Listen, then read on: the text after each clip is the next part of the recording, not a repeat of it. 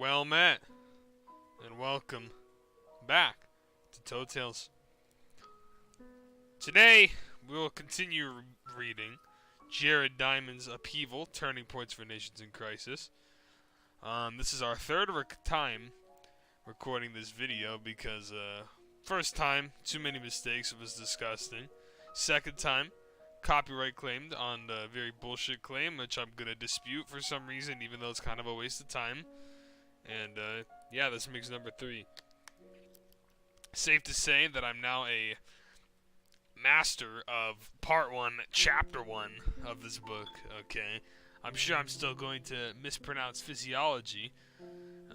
I'm sure we're not going to be able to get over that at all, because, you know, it's currently, give me a time check right here, 5:35 a.m., so we're really in our feelings right now, okay? Alright, so let's continue reading. If you'd like some background on the book, go watch the previous video about the prologue. It sets things up. Not really that necessary, but hey, I need that clout, nigga, so make it happen. Anyhow, let's get into it. Part 1, Individuals. Chapter 1, Personal Crises. Now, Chapter 1 is divided into 5 parts. Part 1 being... Actually, you know what? I'm just going to save it as we go. That way it keeps you on your toes, okay? I'm going to see if I could timestamp the parts for easy skimming or returning to, you know, make things a little bit better. One part of this section is a lot larger than all the other parts, so we're going to see how that goes. Very tired, but we're going to rock this anyway. Okay. So let's begin to hop into it, as they say. I don't know who says that. Wow, I've really fucked this one up, huh? Ignore this. Hold on. Ready? Watch this. Oh, shit. See? That's crazy. See how I got this set up? I'm a little bit of a genius. Don't mean to brag. But, Chapter 1, Personal Crises. Part 1, A Personal Crisis. At the age of 21, I experienced the most severe crisis of my professional life. I had grown up in Boston as the oldest child of educated parents. My father, a Harvard professor, my mother, a linguist and pianist and teacher, who encouraged my love of learning. I attended a great secondary school, Roxbury Latin School, and then a great college, Harvard College. I thrived in school, did well in all of my courses, completed and published 2 laboratory research projects while still in college, and graduated at the top of my class. Influenced by the example of my physician father and by my happy and successful experiences of undergraduate research, I decided to pursue a PhD in the laboratory science of physiology. For graduate study, I moved in September 1958 to the University of Cambridge in England, at the time a world leader in physiology. Additional attractions of my moving to Cambridge included my first opportunities to live far from home, to travel to Europe, and to speak foreign languages, of which by then I had already learned 6 from books. Graduate study in England soon proved far more difficult for me than had been my Roxbury Latin and Harvard courses, or even that my undergraduate research experience. My PhD mentor at Cambridge, whose laboratory and office I shared, was a great physiologist about to study electricity generation in electric eels. He wanted me to measure movements of charged particles, sodium and potassium ions, across the eel's electricity-generating membranes. That required me to design the necessary equipment, but I had never been good with my hands. I hadn't even been able to complete unassisted a high school assignment of building a simple radio. I certainly had no idea how to design a chamber to study eel membranes, no less to do anything remotely complicated involving electricity. I had come to Cambridge highly recommended by my Harvard University research advisor, but it was now as obvious to me as it was to my Cambridge advisor that I was a disappointment to him. I was useless to him as a research collaborator. He transferred me to a separate lab of my own where I could figure out a research project for myself. In an effort to find a project better suited to my technological ineptitude, I latched onto the idea of studying sodium and water transport by the gallbladder, a simple, sac-like organ. The required technology was elementary. Just suspend a fluid-filled fish gallbladder every 10 minutes from an accurate scale and weigh the water contained in the gallbladder. Even I could do that. The gallbladder itself isn't so important, but it belongs to a class of tissues called epithelia that include much more important organs, such as the kidneys and intestines. At that time in 1959, all known epithelial tissues that transported ions in water, as did the gallbladder, developed voltages associated with their transport of the charged ions. But whenever I tried to measure voltage across the gallbladder, I recorded 0. In those days, that was considered strong evidence that I either hadn't mastered even the simplest technology that would have sufficed to detect a voltage across the gallbladder if there had been any, or that I had somehow killed the tissue and it wasn't functioning. In either case, I was chalking up another failure as a laboratory physiologist. My demoralization increased when I attended in June 1959 the first Congress of the International Biophysical Society at Cambridge. Hundreds of scientists from around the world presented papers on their research. I had no results to present. I felt humiliated. I had been used to being always at the top of my class. Now, I was a nobody.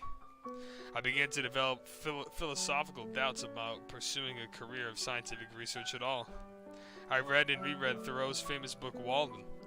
I felt shaken by what I saw as its message for me, that the real motive for pursuing science was the egotistical one of getting recognition from other scientists. Yes, that really is a big motive for most scientists.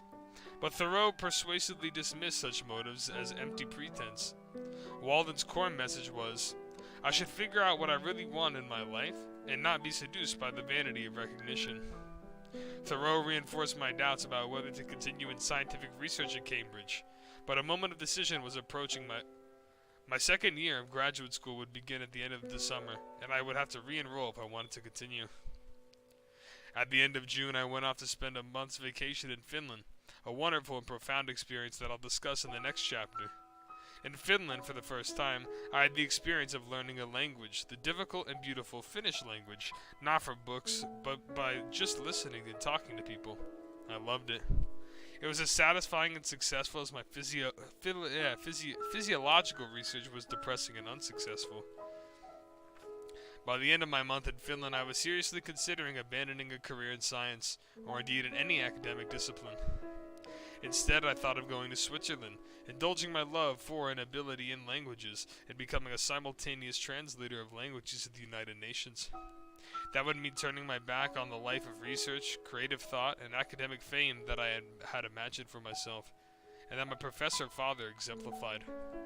As a translator, I would not be well paid, but at least I would be doing something that I thought I'd enjoy and would be good at, so it seemed to me then. My crisis came to a head on my return from Finland when I'd met my parents, whom I hadn't seen in a year, for a week in Paris. I told them of my practical and philosophical doubts about pursuing a research career and my thoughts of becoming a translator. It must have been agonizing for my parents to witness my confusion and misery. Bless them, they listened, and they didn't presume to tell me what to do. The crisis reached resolution one morning when my parents and I were sitting together on a Paris park bench, once again thrashing out the question of whether I should give up on science or should continue. Finally, my father gently made a suggestion, without pressuring me. Yes, he acknowledged, I had doubts about a scientific research career, but this had only been my first year of graduate school, and I had been trying to study the gallbladder for only a few months. Wasn't it really too early to give up on a planned lifetime career? Why not return to Cambridge, give it another chance, and devote just another half year to trying to solve gallbladder research problems? If that didn't work out, I could still give it up in the spring of 1960. I didn't have to make an irreversible big decision now. My father's suggestion felt to me like a life preserver thrown to a drowning man. I could postpone the big decision for a good reason, to try for another half year. There was nothing shameful about that. The decision didn't commit me oh shit, I don't even know how to say that. Huh. Damn, I'm stupid. Irrevocably, that it is, to a scientific research career. I still had the option of becoming a simultaneous translator after half a year. That settled it. I did return to Cambridge to begin my second year there. I resumed my gallbladder research. Two young physiology faculty members, to whom I'll be eternally grateful, helped me to solve the technological problems of gallbladder research. In particular, one helped me to realize that my method of measuring voltage across the gallbladder was perfectly adequate. The gallbladder did develop voltages that I could measure, so-called diffusion potentials and streaming potentials, under appropriate conditions. It was just that the gallbladder didn't develop voltages while transporting ions in water, for the remarkable reason that, uniquely among transporting epithelia known at the time, it transported positive and negative ions equally, and so transported no net charge and developed no transport voltage. My gallbladder results began to interest other physiologists, and to excite even me. As my gallbladder experiments succeeded, my broad philosophical doubts about the vanity of recognition by other scientists faded away. I stayed at Cambridge for 4 years, completed my PhD, returned to the US, got good university jobs doing research and teaching in physiology, first at Harvard and then at UCLA, and became a very successful physiologist. That was my first major professional crisis, a common type of personal crisis. Of course, it wasn't my last life crisis. I later had two much milder professional crises around 1980 and 2000 concerning changes in the direction of my research.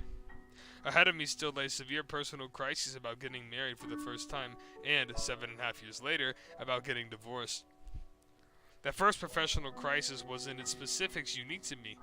I doubt that anyone else in world history has ever struggled with the decision about whether to abandon gallbladder physiological research in favor of becoming a simultaneous translator, but, as we'll now see, the broad issues that caused my 1959 crisis posed were completely typical for personal crises in general. That takes us into part 2, trajectories. Almost all readers of this book have experienced or will experience an upheaval constituting a personal crisis, as I did in 1959. When you're in the middle of it, you don't pause to think about academic questioning of defining crisis. You know that you're in one. Later, when the crisis has passed and you have the leisure to reflect on it, you may define it in retrospect as a situation in which you found yourself facing an important challenge that felt insurmountable by your usual methods of coping and problem solving. You struggled to develop new coping methods. As did I. You questioned your identity, your values, and your view of the world. Undoubtedly, you've seen how personal crises arise in different forms and from different causes, and follow different trajectories. Some take the form of a single unanticipated shock, such as the sudden death of a loved one, or being fired without warning from your job, or a serious accident, or a natural disaster. The resulting loss may precipitate a crisis not only because of the practical consequences of the loss itself, e.g. you no longer have a spouse, but also because of the emotional pain and the blow to your belief that the world is fair. That was true for relatives and close friends of the victims of the Coconut Grove fire. Other crises instead take the form of a problem building up slowly until it explodes, such as the disintegration of a marriage, chronic serious illness in oneself or in a loved one, or a money-related or career-related problem. Still other crises are developmental ones that tend to unfold at certain major life transitions, such as adolescence, midlife, retirement, and old age. For instance, in a midlife crisis, you may feel that the best years of your life are over, and you grapple to identify satisfying goals for the rest of your life. Those are the different forms of personal crises. Among their commonest specific causes are relationship problems. A divorce, a breakup of a close relationship, or else a deep dissatisfaction leading you or your partner to question continuing the relationship. Divorce often drives people to ask themselves, what did I do wrong? Why does he or she want to leave me? Why did I make such a bad choice? What can I do differently next time? Will there even be a next time for me? If I can't succeed in a relationship even with the person who is closest to me and whom I chose, what good am I at all? Besides relationship problems, other frequent causes of personal crises include deaths and illnesses of loved ones and setbacks to one's health, career, or financial security. Still other crises involve religion. Lifelong believers in a faith may find themselves plagued by doubt, or, conversely, non-believers may find themselves drawn to a religion. But, shared among all those types of crisis, whatever their cause, is the sense that something important about one's current approach to life isn't working, and that one has to find a new approach. My own interest in personal crises, like that of many other people, stemmed initially from the crises that I've experienced myself, or that I've seen befalling friends and relatives. For me, that familiar personal motive has been further stimulated by the career of my wife Marie, a clinical psychologist. During the first year of our marriage, Marie trained at a community mental health center in which a clinic offered short-term psychotherapy for clients in crisis. Clients visited or phoned that clinic in a state of crisis because they felt overwhelmed by a big challenge that they couldn't solve by themselves. When the door opened or the phone rang at the clinic reception, and the next client walked in or began talking, the counselor didn't know in advance what type of issue that particular person faced. But the counselor knew that that client, like all the other previous clients, would be in a state of acute personal crisis, precipitated by their having acknowledged to themselves that their established ways of coping were no longer sufficient. The outcomes of consultation sessions at health centers offering crisis therapy vary widely. In the saddest cases, some clients attempt or commit suicide. Other clients can't figure out a new coping method that works for them. They revert to their old ways and may end up crippled by their grief, anger, frustration. In the best cases, though, the client does discover a new and better way of coping and emerges from the crisis stronger than before. That outcome is reflected in the Chinese written character translated as crisis, which is pronounced Weiji, and consists of two characters. The Chinese character Wei, meaning danger, plus the Chinese character Ji, meaning crucial occasion, critical point, or opportunity. The German philosopher Friedrich Nietzsche expressed a similar idea by his quip, "What doesn't kill us makes us stronger." Winston Churchill's corresponding quip was, "Never let a good crisis go to waste." A frequent observation by those helping others in acute personal crisis is that something happens within a time span of about 6 weeks. During that short transitional period, we question our cherished beliefs, and we are much more receptive to personal change than during our previous long period of relative stability. We can't live for much longer than that without some way of coping, although we can grieve, suffer, remain unemployed, or angry for much longer. Within about 6 weeks, either we start to explore a new way of coping that will ultimately prove successful, or we embark on a new maladaptive way of coping, or we revert by default to our old maladaptive ways. Of course, those observations about acute crises don't imply that our lives conform to an oversimplified model of 1. Receive shock, set alarm clock for 6 weeks, 2. Acknowledge failure of previous coping methods, 3. Explore new coping methods, and 4. Alarm clock goes off, either give up and revert or else succeed, crisis solved, live happily ever after. No. Many life changes instead unfold gradually, without an acute phase. We succeed in identifying and solving many impending or growing problems before they ever become crises and overwhelm us. Even crises with an acute phase may emerge into a long phase of slow rebuilding.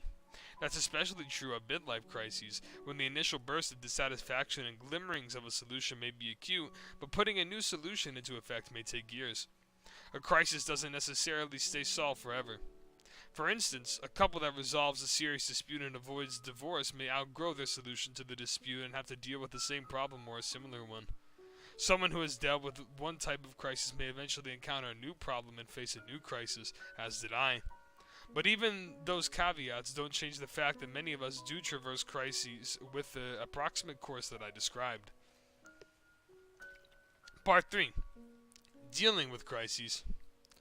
How does a therapist deal with someone in crisis? Obviously, the traditional methods of long-term psychotherapy, which often focus on childhood experiences in order to understand root causes of current problems, are inappropriate in a crisis because they are much too slow. Instead, crisis therapy focuses on the immediate crisis itself. The methods were initially worked out by the psychiatrist Dr. Eric Lindenman in the immediate aftermath of the Coconut Grove fire, when Boston hospitals were swamped not only by the medical challenge of trying to save the lives of hundreds of severely wounded and dying people, but also by the psychological challenge of dealing with the grief and guilt feelings of even larger numbers of survivors, relatives, and friends. Those distraught people were asking themselves why the world had permitted such a thing to happen, and why they were still alive when a loved one had just died a horrible death from burns, trampling, or asphyxiation.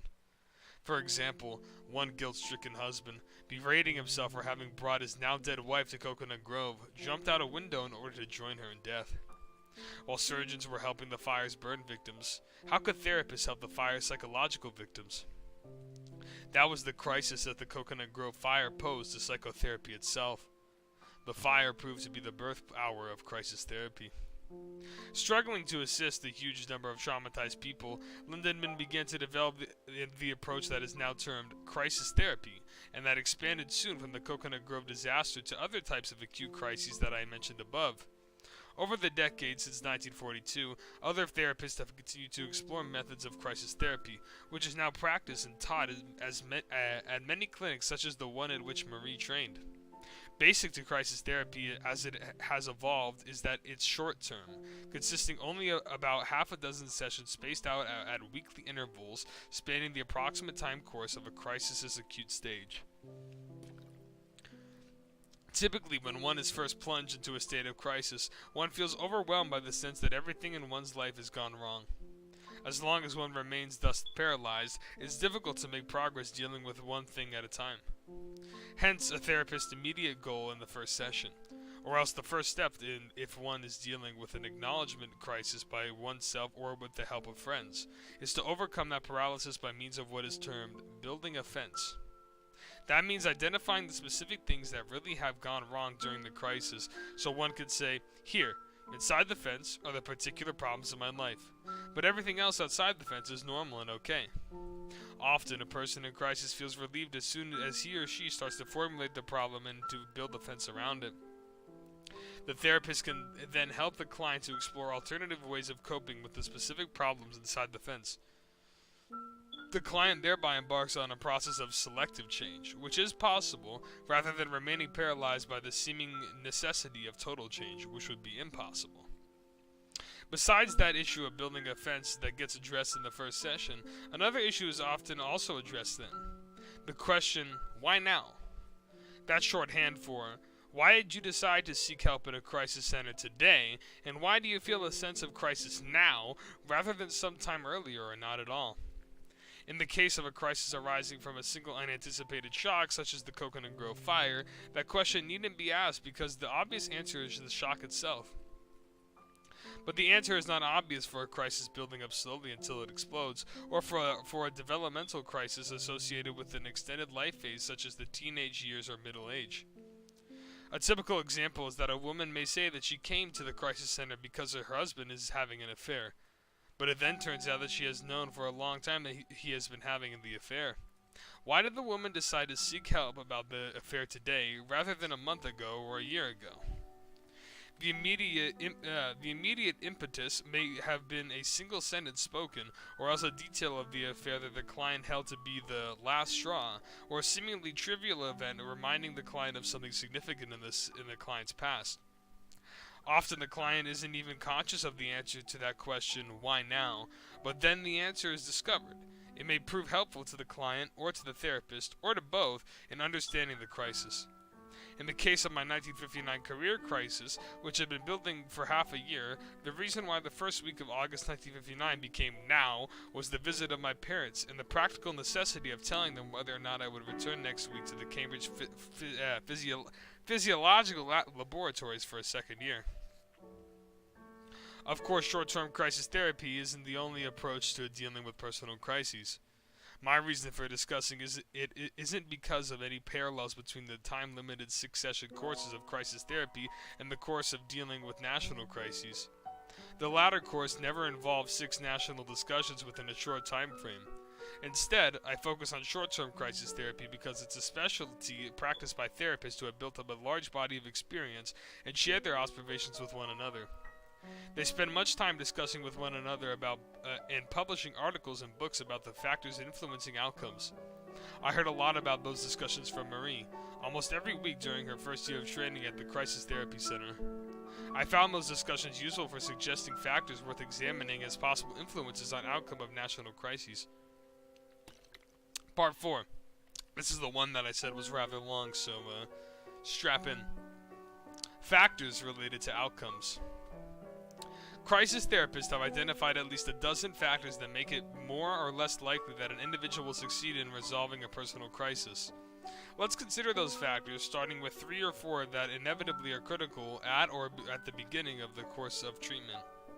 Number 1. Acknowledgement that one is in a crisis. This is the factor that leads people to enter crisis therapy. Without such an acknowledgement, they would never present themselves to a crisis therapy clinic, nor, if they didn't go to a clinic, would they begin to deal with a crisis themselves. Until someone admits, yes, I do have a problem, and that admission may take a long time, there can't be any progress towards resolving the problem.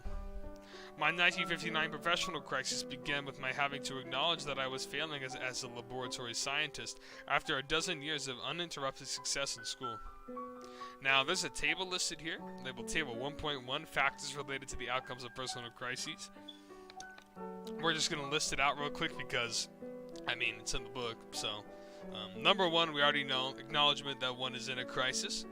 Number 2, acceptance of one's personal responsibility to do something.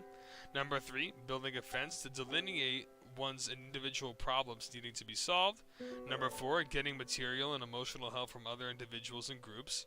Number 5, using other individuals as models of how to solve problems. Number 6, ego strength. Number 7, honest self-appraisal. Number 8, experience of previous personal crises. Number 9, patience. Number 10, flexible personality. Number 11, individual core values. And number 12, freedom from personal constraints. Then he goes into number 2, acceptance of personal responsibility. But it's not enough just to acknowledge I have a problem. People often then go on to say, yes, but my problem is someone else's fault. Other people or outside forces are what's making my life miserable. Such self-pity and the tendency to assume the role of victim are among the commonest excuses that people offer to avoid addressing personal problems. Hence a second hurdle. After a person has acknowledged I have a problem, is for the person to assume responsibility for solving it. Yes, there are those outside forces and those other people, but they aren't me. I can't change other people. I'm the only person whose actions I can fully control.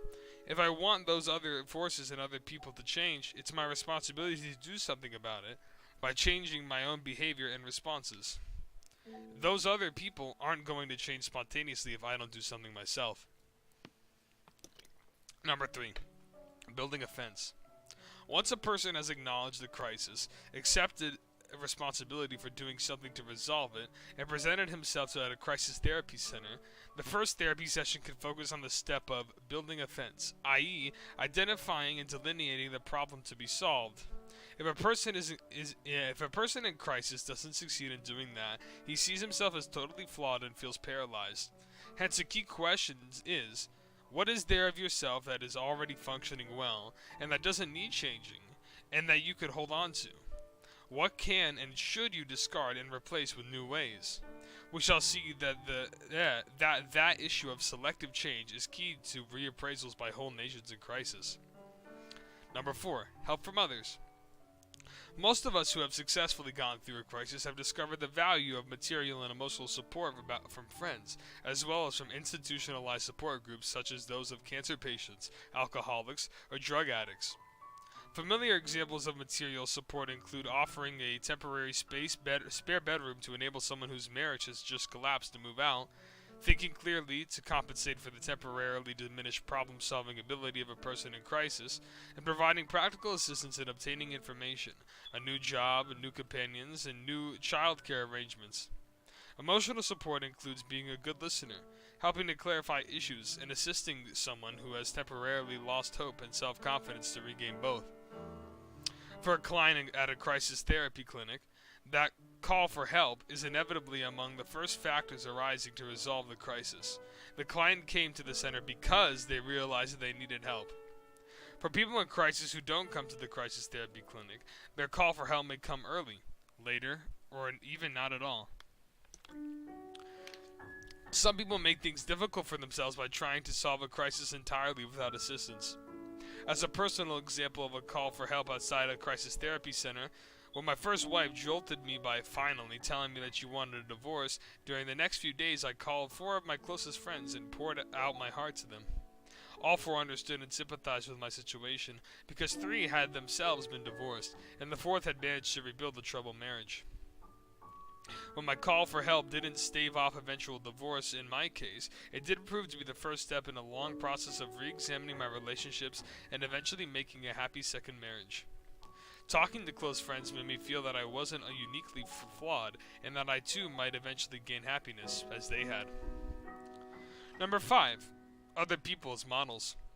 Related to that value of other people as sources of help is their value as models of alternative coping methods. Again, as most of us who have weathered a crisis have discovered, it's a big advantage if you know someone who has weathered a similar crisis and who constitutes a model of successful coping skills that you could try to imitate.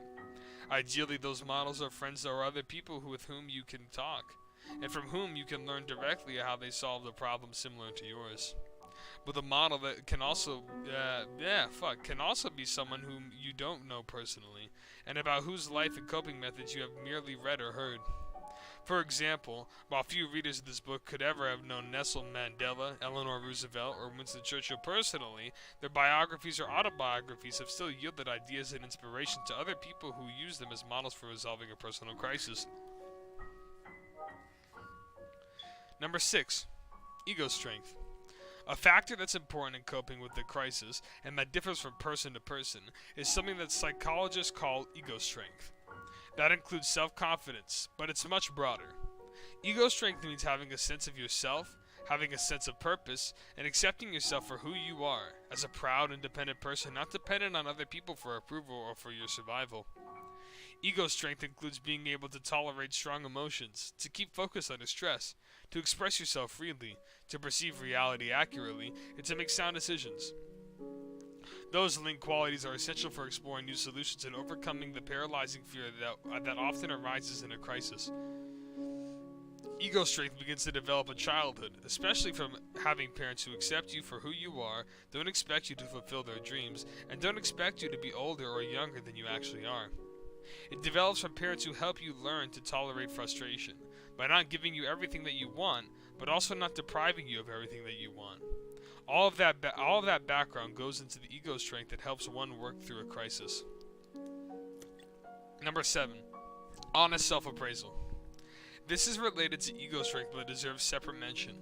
For an individual in crisis, fundamental to making good choices is an honest, albeit painful, self-appraisal to assess your strengths and weaknesses, the parts of you that are working and the parts of you that are not working. Only then can you selectively change in ways that retain your strengths while replacing your weaknesses with new ways of coping. While the importance of honesty in resolving a crisis may seem too obvious to require mention, in fact, the reason why people aren't often honest with themselves are legion. The issues of honest self-appraisal constituted one of the key struggles of my 1959 professional crisis. I overestimated my abilities in one respect, and I underestimated them in another respect. As for my overestimate, my love for language deluded me into thinking that I had the abilities necessary to becoming a simultaneous translator. But it began to dawn on me that my love of languages by itself wouldn't be enough to make me a successful simultaneous translator. Growing up in the U.S., I didn't even begin to learn my first spoken foreign language until I was 11 years old. I didn't live in a non-English speaking country then become conversationally fluent in any foreign language, German, until I was 23 years old. Because I thus came to speak other languages only relatively late in my schooling, my accents today, even in my best foreign languages, are still recognizably American accents. It wasn't until my late 70s that I finally became able to switch quickly between two languages other than English. But as a simultaneous translator, I would be competing with Swiss translators who had already developed fluency, accents, and ease of switching in several languages by the age of 8. I eventually had to admit to myself, I was deluding myself if I dreamed that I could ever compete as a linguist with the Swiss. The other area of self-appraisal with which I struggled in 1959, and which I underestimated rather than overestimated my abilities, concerned scientific research. I overgeneralized from my inability to solve a technologically challenging problem, namely, how to measure ion fluxes across electrical eel membranes, but I was still perfectly capable of measuring water transport in gallbladder by the simple method of weighing a gallbladder. Even now, 6 years later, I still use the simplest of technologies to do science. I've learned to recognize important scientific questions that can be addressed with simple technologies. I still can't turn on our home television set with a 47-button remote control.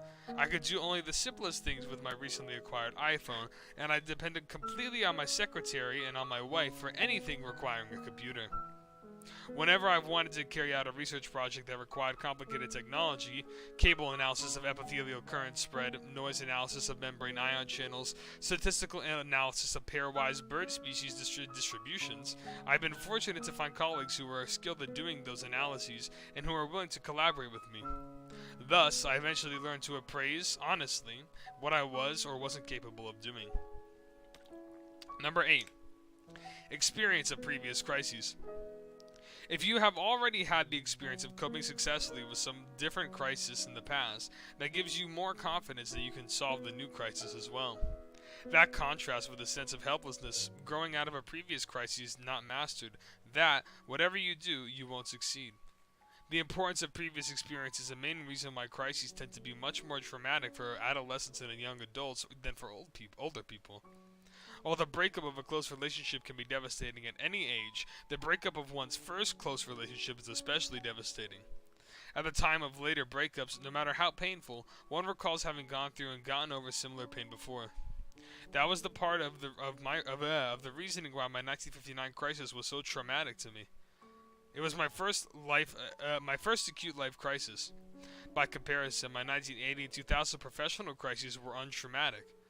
I did eventually switch career directions from membrane physiology to evolutionary physiology around 1980, and from physiology to geography after 2000, but those decisions weren't painful, because I had come to assume from my previous experiences that things would probably turn out okay. Number 9. Patience. Another consideration is the ability to tolerate uncertainty, ambiguity, or failure at initial attempts to change. In short, patience. It's unlikely that a person in a crisis will figure out a successful way of coping on the first try. Instead, it may take several attempts, testing different ways to see whether they solve the crisis and whether they are compatible with one's personality, until one finally finds a solution that works. People who cannot tolerate uncertainty or failure, and who give up on the search early, are less likely to arrive at a compatible new way of coping. That's why my father's gentle advice to me on the park bench in Paris, why not devote just another half year to graduate school in physiology, felt like a lifesaver to me. Dad made patience sound reasonable to me. I hadn't figured that one out for myself. Number 10. Flexibility. An important element in overcoming a crisis through selective change involves the advantage of a flexible personality over a rigid, inflexible personality. Rigidity, I hope I'm saying that right, means the pervasive belief that there is only one way. Of course, that belief is an obstacle to exploring other ways and to replace one's failed old approach with a successful new approach. Rigidity or inflexibility can be the result of a previous history of abuse or trauma, or of an upbringing that offered a child no permission to experiment or deviate from the family norms. Flexibility can come from the freedom of having been allowed to make one's own choices as one was growing up. For me, learning to be flexible came later in life as a result of expeditions that I began at the age of 26 to study rainforest birds on the tropical island of New Guinea. Detailed plans almost never worked out as anticipated in New Guinea. Airplanes, boats, and road vehicles regularly break down, crash, or sink. Local people and government officials don't behave as expected and can't be ordered around. Bridges and trails prove impassable. Mountains prove not to be where maps had shown them to be, and myriad other things could go wrong. Almost every one of my New Guinea expeditions has begun with my setting out to do X, arriving in New Guinea, finding X to be impossible, and having to be flexible, i.e. to improvise a new plan on the spot. When Maria and I eventually had children, I found my experience of New Guinea bird expeditions for me to be the most useful preparation for being a father, because children are also unpredictable, can't be ordered around, and require flexibility on the part of their parents. Number 11. Core values. The next to last consideration, still related to ego strength, involves what are termed core values, i.e. the beliefs that one considered central to one's identity and that underlie one's moral code and outlook on life, such as one's religion and one's commitment to one's family. In Crisis, you have to figure out where to draw the line in adopting selective change. With core values, With core values, would you refuse to change because you consider them non-negotiable? At what point do you say to yourself, I'd rather die than change that? For instance, many people consider family commitments, religion, and honesty as non-negotiable. We're inclined to admire someone who would have refused to betray his family, lie, recant his religion, or steal in order to get out of a crisis. But crises can produce gray areas in which values previously considered non-negotiable do come up for reconsideration. To take an obvious example, a husband or wife who sues for divorce does thereby decide to break a family commitment to his or her spouse. The moral commandment, thou shalt not steal, had to be abandoned by prisoners at Nazi concentration camps during World War II. Food rations were so inadequate that it was impossible to survive if one did not steal food. Numerous concentration camp survivors abandoned their religion because they found that the evil of the camps impossible to reconcile with belief in God. For example, the great Italian Jewish author Primo Levi, or Levi, however you want to say it, who did survive Auschwitz, said afterwards, quote, "The experience of Auschwitz for me was such as to sweep away whatever legacies of my religious education that I had retained.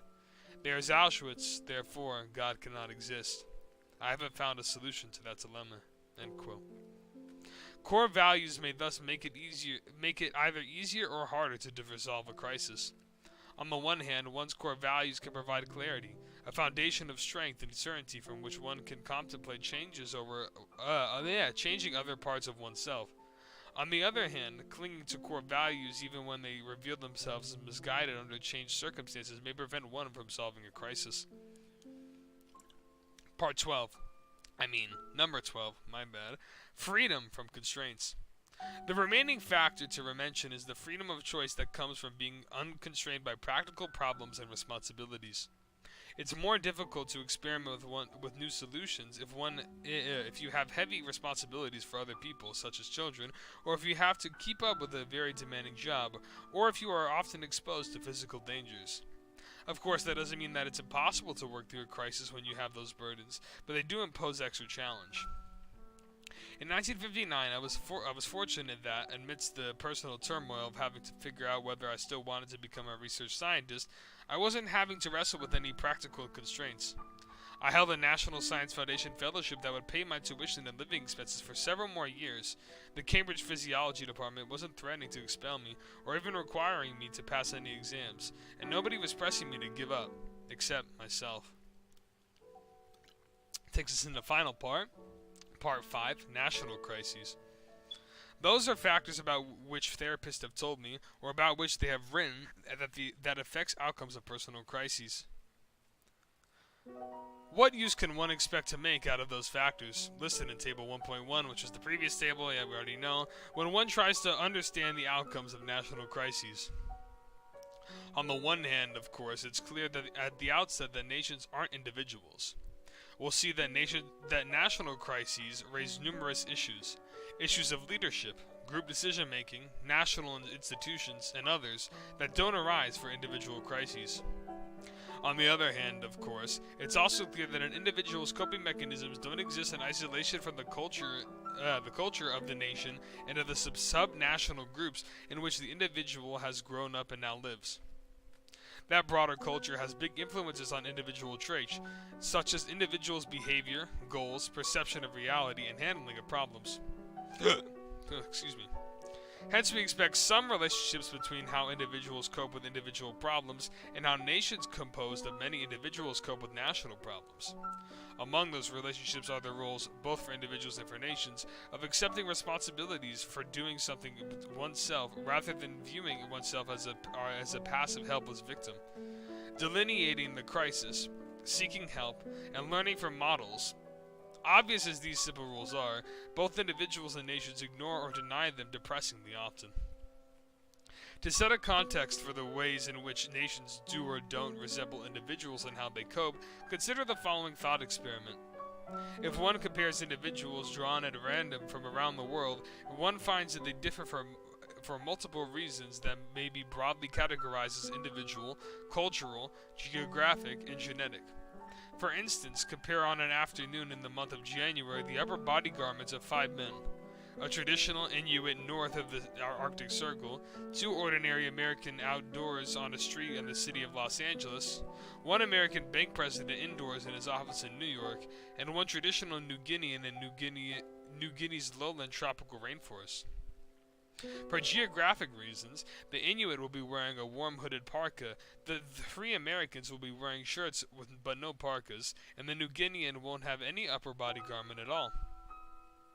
For cultural reasons, the bank president will probably be wearing a tie, but the 2 men on a Los Angeles street will be tie-less. For individual reasons, the 2 randomly selected Los Angeles men may be wearing shirts of different colors. If the question concerning their hair color rather than their upper body garment, genetic reasons would also contribute. Now, for those same 5 men, consider their differences in core values. While there may be some individual differences between the 3 American men, they are much more likely to share core values with one another than the Inuit or the New Guinean man. Such sharings of core values are just one example of cultural features broadly shared among members of the same society, learned as one is growing up. But individual traits differ on the average between individuals of different societies for reasons explicable only partly or not at all in terms of geographic differences. If one of the 2 Los Angeles men happened to be the President of the United States, his culturally derived core values, e.g. his values about individual rights and responsibilities, would have a strong effect on U.S. national policy. The point of this thought experiment is that we do expect some relation between individual characteristics and national characteristics, because individuals share a national culture, and because national decisions depend ultimately on the views of the nation's individuals, especially on the views of the nation's leaders who partake on the national culture. For the countries discussed in this book, the views of leaders proved to be especially important for Chile, Indonesia, and Germany. Table 1.2 lists the dozen factors that this book will discuss in relation to the outcomes of national crises. Comparison with Table 1.1, which listed the factors recognizable by therapists as related to outcomes of individual crises, shows that most factors on one list have recognizable analogs on the other list. Table 1.2.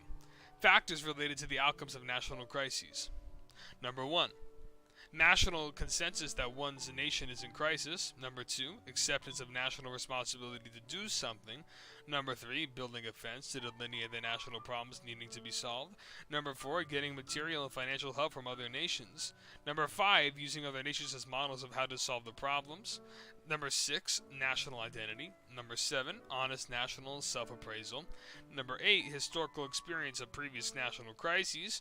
Number 9, dealing with national failure. Number 10, situation-specific national flexibility. Number 11, national core values. And number 12, freedom from geopolitical constraints. For about 7 of the dozen factors, the parallels are straightforward. Factor number 1. Nations as individuals acknowledge or deny being in crisis, but acknowledgement by a nation requires some degree of national consensus, while an individual acknowledges or denies by himself. Factor number 2. Nations and individuals accept national individual responsibility to take action to solve the problem, or else deny responsibility by self-pity, blaming others, and assuming the role of victim. Factor number 3. Nations make selective change in their institutions and policies by building a fence to delineate institutions/policies requiring change from those to be preserved unchanged. Individuals similarly build a fence to undertake selective change in some individual traits, but not in other traits. Factor number 4. Nations and individuals may receive materials and financial help from other nations and individuals. Individuals, but not nations, may also receive emotional help. Factor number 5. Nations may model their institutions and policies on those of other nations, just as individuals may model their coping methods on those of other individuals. Factor number 7. Nations, just as individuals, do or don't undertake honest self-appraisal. That requires reaching some degree of national consensus for a nation, but an individual does or doesn't undertake self-appraisal by himself. Factor number 8. Nations have historical experience, while individuals have personal memories of previous or individual crises. In 2 other cases, the correspondence between factors is more general and less specific.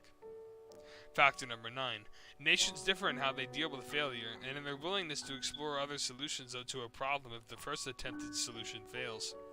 Think, for example, of the drastically different responses to military defeat on the parts of Germany after World War I, of Germany after World War II, of Japan after World War II, and of the US after the Vietnam War. Individuals also differ in their tolerance for failure or for initial failure, as we often refer to that individual characteristic as patience. Factor number 12. Nations experience varying limitations on their freedom of choice for reasons especially of geography, wealth, and military/political power. Individuals also experience varying limitations on their freedom of choice, but for entirely different reasons, such as childcare responsibilities, job requirements, and individual income. Finally, for the remaining 3 factors, the individual factor serves just as a metaphor suggesting a factor describing nations. Factor number 6. Psychologists have defined and written at length about the characteristic of individuals termed as ego strength.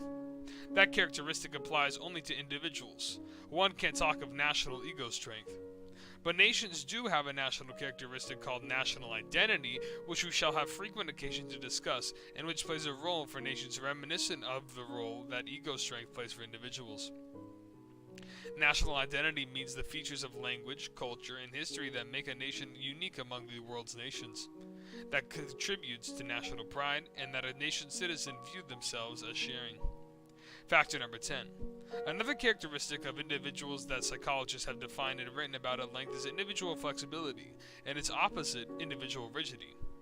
This is a characteristic that permeates an individual's character. It is not simultaneous. What the hell? It is not. Wow, I can't say that. It is not situation specific. For instance, if a man has a firm practice of never loaning money to friends but is otherwise flexible in his behavior, he would not be branded as having a rigid personality. A rigid personality instead expresses itself in having firm rules of behavior for most situations. It is unclear whether any nation has analogs rigidity and permeating most situations. For instance, if one were initially inclined to brand Japan or Germany as rigid, the fact is that both countries have been extraordinarily flexible at some periods about many important matters, as we shall discuss in Chapter 3 and 6, respectively.